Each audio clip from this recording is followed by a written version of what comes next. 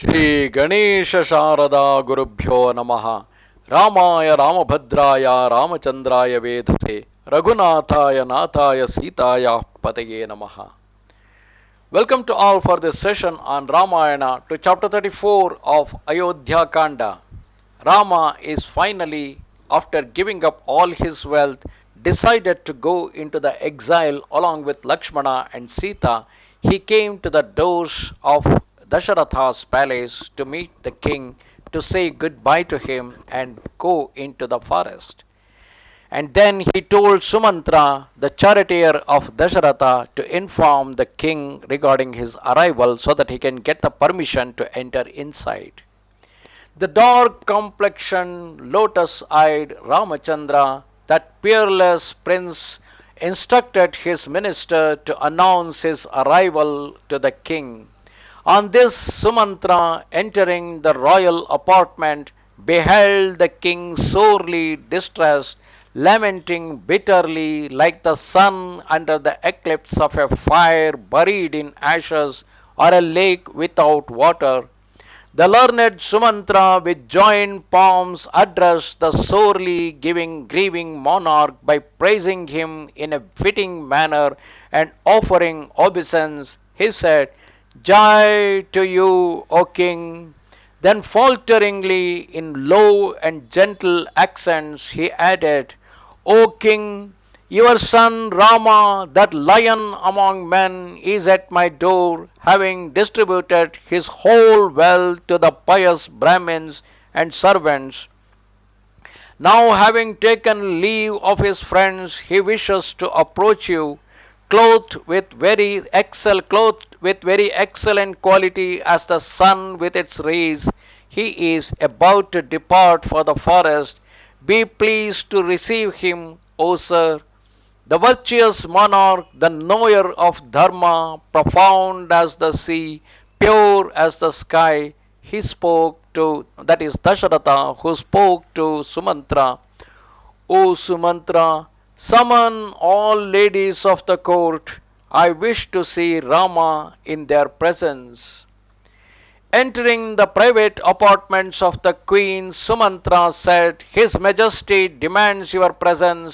Go to him without delay." Thus addressed by Sumantra in obedience to the wishes of their consort, they prepared to approach the king.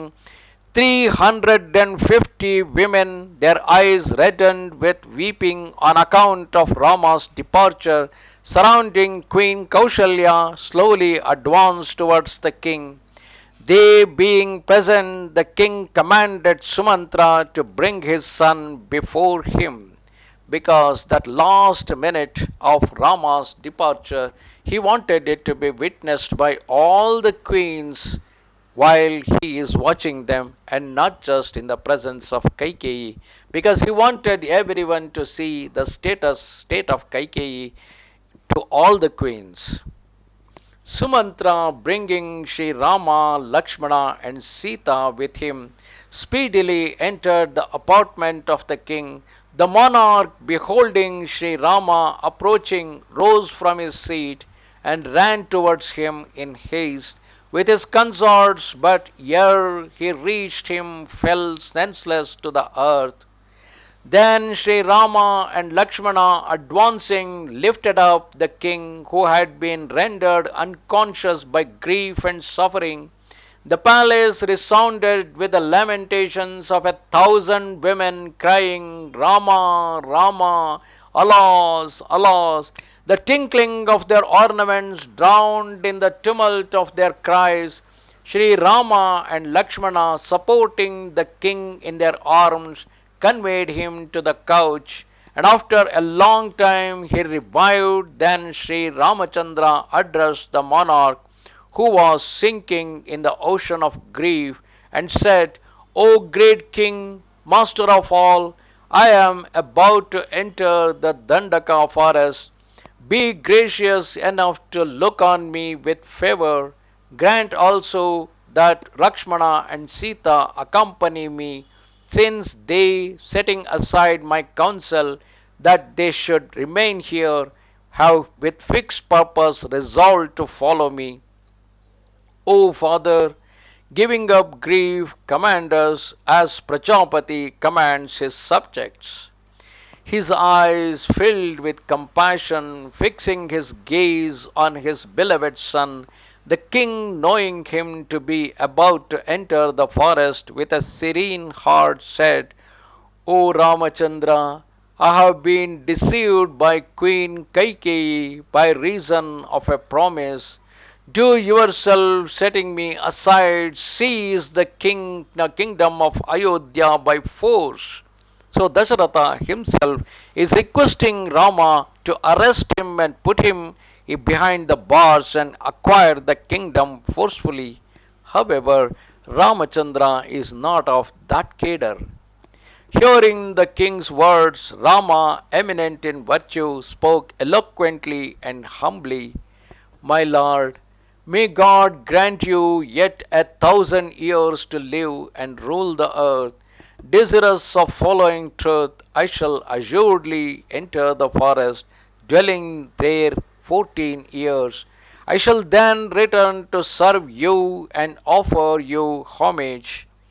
Held fast in the toils of truth, the king, urged on by Kaikeyi, wept and full of distress. Dasharatha answered back, O child, to attain felicity in the other world and renown on earth, and for the sake of your return, enter the forest with peaceful heart. May no fear among any souls visit you on the way. O Ramachandra, firm in truth and in the performance of duty, none can divert you from the path of righteousness. O my son, do not yet depart. Stay at least one more night with your mother and me.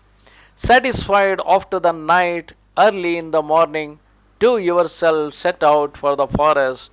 My child, for my sake, yourself you have undertaken that which none can accomplish. For my good and my future happiness, you have chosen to enter the forest.